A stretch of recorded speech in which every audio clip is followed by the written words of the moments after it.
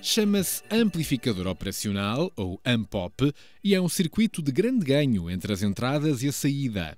Esta figura apresenta o símbolo de um AMPOP.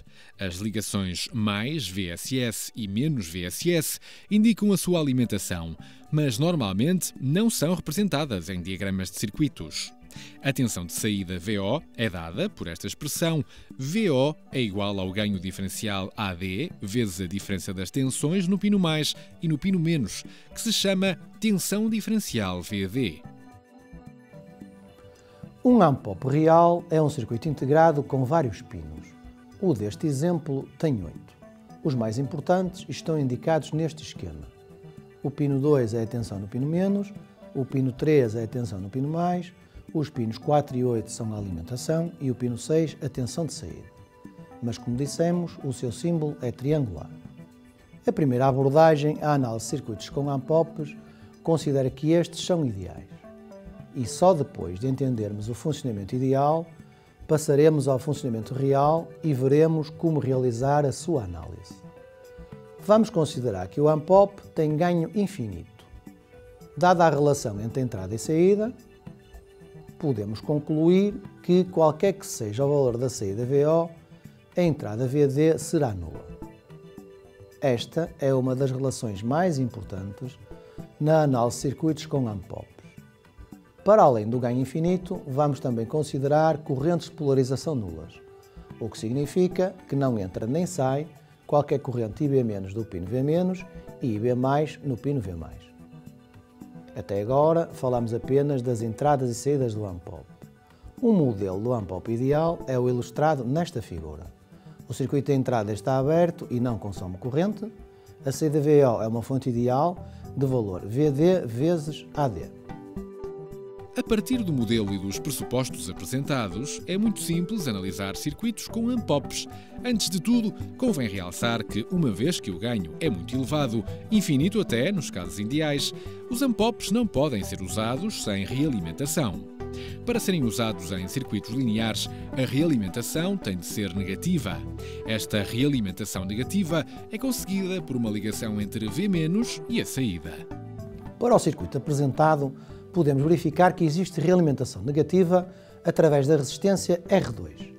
A análise do ganho entre a entrada e a saída, VO sobre VS, faz-se considerando apenas as leis de Kirchhoff. Para este circuito, podemos dizer que a tensão no pino mais é nula, conforme se vê nesta figura. A tensão no pino menos também é nula, porque, como o ganho AD é suposto infinito, V- é igual a V+ menos VD sobre AD é igual a V+, que é nulo. Usando a lei de Ohm, a corrente I1 vale VS menos V- sobre R1. Mas como V- é nula, é VS sobre R1.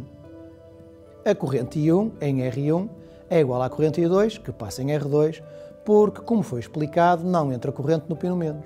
A corrente em I2 é igual à diferença entre V- e VO a dividir por R2. Igualando I1 a I2, podemos concluir que a tensão de saída, VO, é menos R2 sobre R1, que multiplica a tensão de entrada, VS. Com R2 maior que R1, esta razão é o fator de amplificação.